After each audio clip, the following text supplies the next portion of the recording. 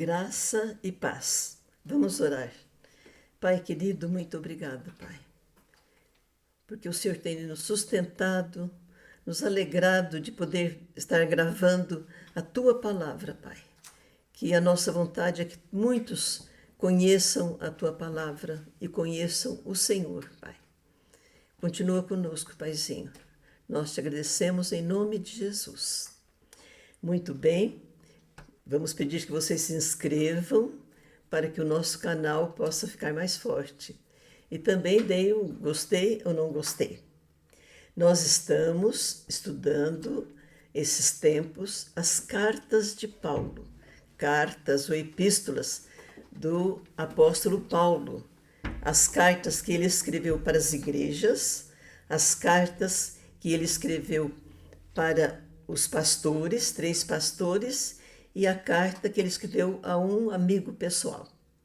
Estamos hoje, então, vendo a carta que ele escreveu para Tito. Ele escreveu Timóteo e Tito pertinho e depois escreveu o 2 Timóteo.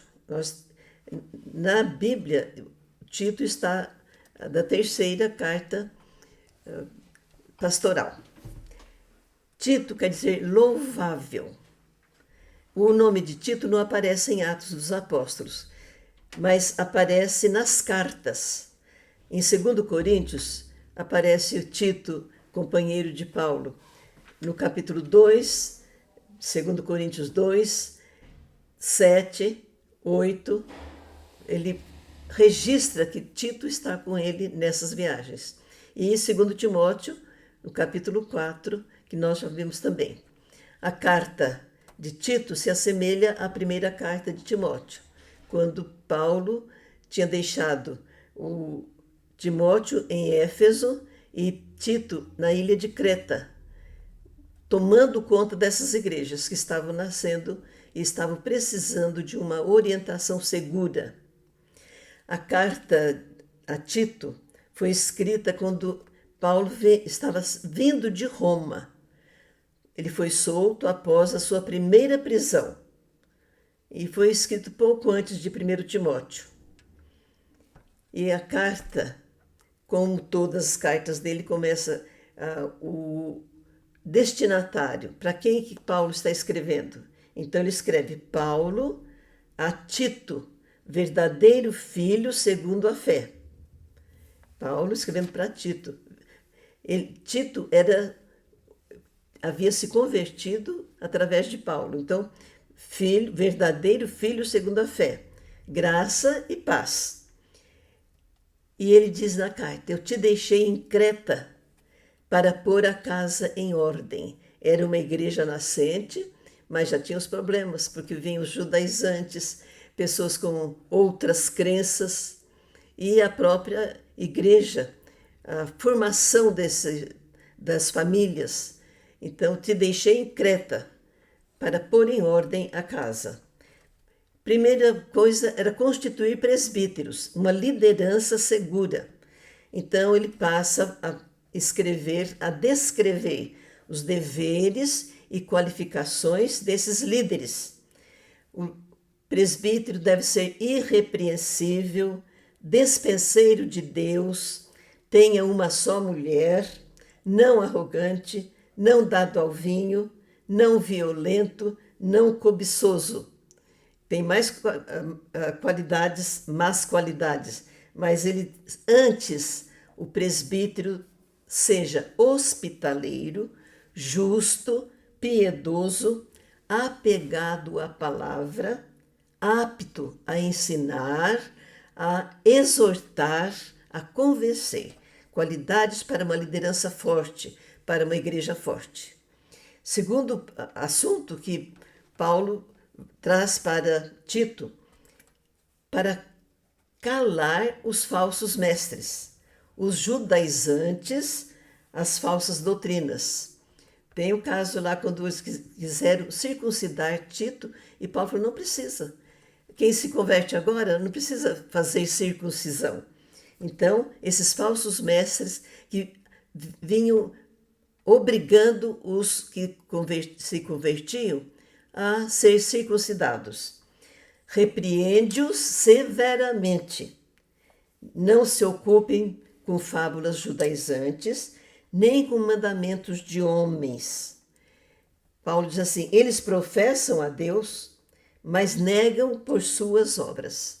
Ele vai falar muito nas obras, o que nós fazemos com aquilo que nós entendemos, aquilo que nós cremos. Então, que Tito fosse ensinando, orientando esta igreja da ilha de Creta. Capítulo 2 dessa carta, ele dá instruções específicas aos crentes. Uma igreja se compõe de homens, mulheres, de idosos, de jovens, de crianças. Então, ele vai dando cada classe e orientando Tito como ele deveria ensinar as várias classes. Os homens idosos, que eles sejam respeitáveis, sensatos, sadios na fé e sadios no amor. As mulheres idosas, sérias, não caluniadoras, não escravizadas a muito vinho, mestras do bem, que instruam as mais novas, as mulheres novas recém-casadas, a amarem seus maridos, os seus filhos, a serem honestas, boas donas de casa, bondosas, sujeitas ao marido. Os jovens, os moços, sejam criteriosos, prudentes, puros. E você, Tito, seja o exemplo. No ensino, mostre integridade e linguagem sadia. E também os servos. Era o tempo que havia escravidão, era tolerado, era aceitável que os ricos pudessem ter seus escravos. Mas os escravos convertidos deveriam ser também obedientes, não respondões, não furtem dos seus senhores e provem fidelidade. E ele fala dos gloriosos benefícios da graça salvadora de Cristo, a mudança de vida, o futuro que nós temos quando nós aceitamos Jesus como nosso Salvador. Gloriosos benefícios. E ele diz assim, então: vivamos sensata, justa e piedosamente, aguardando a bendita esperança e a manifestação da glória de Deus. Jesus se deu por nós para nos remir de toda iniquidade e purificar para si mesmo um povo exclusivamente seu, zeloso de boas obras. Dize estas coisas, exorta e repreende com toda a autoridade. Tito não era tão jovem quanto o Timóteo, mas ele também era jovem e precisava desses conselhos, dessa direção segura que Paulo podia dar. E Paulo estava sempre atento a isso, porque ele estava passando e ele sabia que o tempo dele estava completando. No capítulo 3 foi separado em capítulos, mas a carta era uma só, né? Instrução final para os crentes no mundo. Ele vai falar muito de obras, como que nós vivemos depois que nós conhecemos a salvação. Que sejam obedientes às autoridades, prontos para toda boa obra. Não difamem ninguém, sejam cordatos. Nós éramos nécios, desobedientes, maliciosos, odiosos. A Bíblia diz, Paulo vai dizer numa das cartas, todos pecaram. Então nós estávamos também nessa condição. E quando se manifestou a benignidade de Deus e o seu amor para com todos, Jesus veio para os gentios e para os judeus. Ele nos salvou mediante o lavar regenerador e renovador do Espírito Santo. Ele nos lava, nos limpa, nos torna puros. Ele derramou o Espírito Santo sobre nós por meio de Jesus Cristo. Quando nós aceitamos Jesus, nós recebemos o Espírito Santo, que vem nos convencer, que vem nos orientar, que vem nos exortar. Então, quando recebemos Jesus, recebemos o Espírito Santo.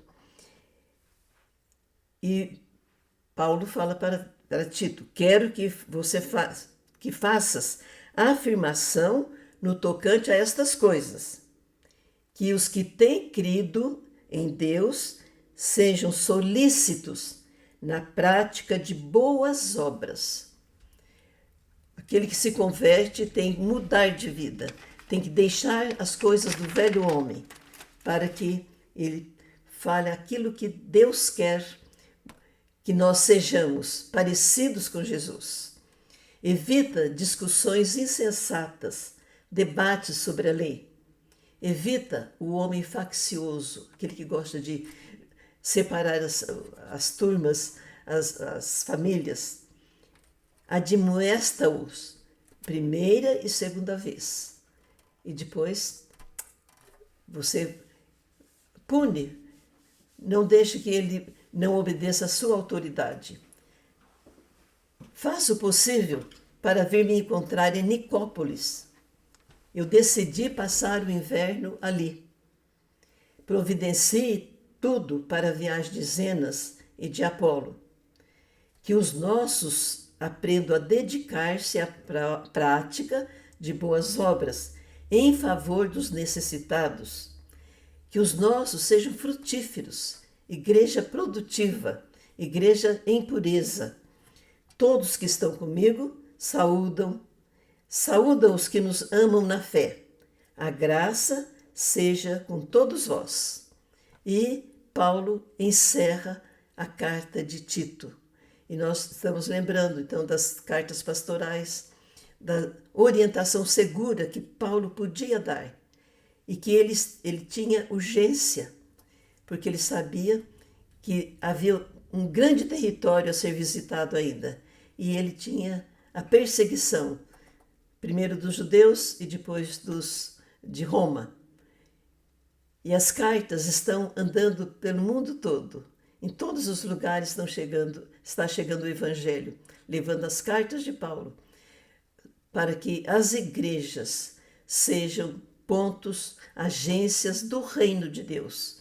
E que aqueles que se convertem sejam fiéis, sejam produtivos, sejam constantes e agradem o coração de Deus. Alegrem o Espírito Santo. Que Deus nos abençoe, nos dê oportunidade e decisão de ler a Bíblia todos os dias, de decorar versículos, de falar para os outros aquilo que nós temos aprendido na palavra de Deus. Que Deus nos abençoe.